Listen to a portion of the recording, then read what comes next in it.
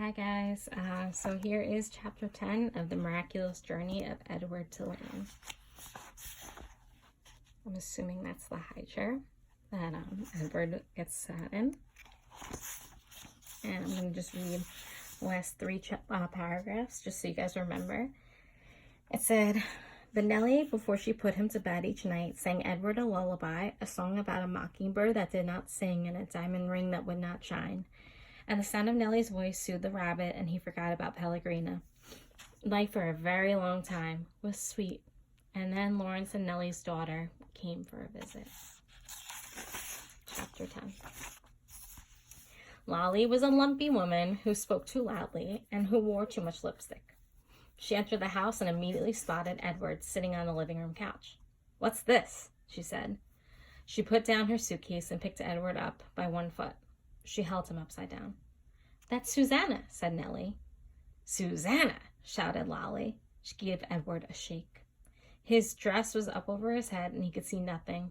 Already he had formed a deep and abiding hatred for Lolly.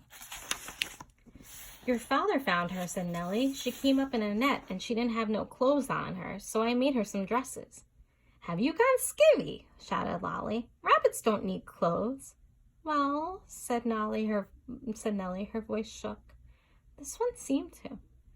Lolly tossed Edward back on the couch. He landed face down with his arms over his head and his dress still over his face, and he stayed that way through dinner.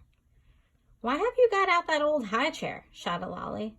"Oh, don't pay no mind," said Nellie. "Your father was just gluing on a missing piece. Wasn't you, Lawrence?" "That's right," said Lawrence, without looking up from his plate. Of course, after dinner, Edward did not go outside and stand beneath the stars to have a smoke with Lawrence, and Nellie, for the first time since Edward had been with her, did not sing him a lullaby. In fact, Edward was ignored and forgotten about until the next morning, when Lolly picked him up again and pulled his dress down away from his face and stared at him in the eye. "Got the old folks bewitched, don't you?" said Lolly. "I heard the talk in town, that they've been treating you like a rabbit child." Edward stared back at Lolly. Her lipstick was a bright and bloody red.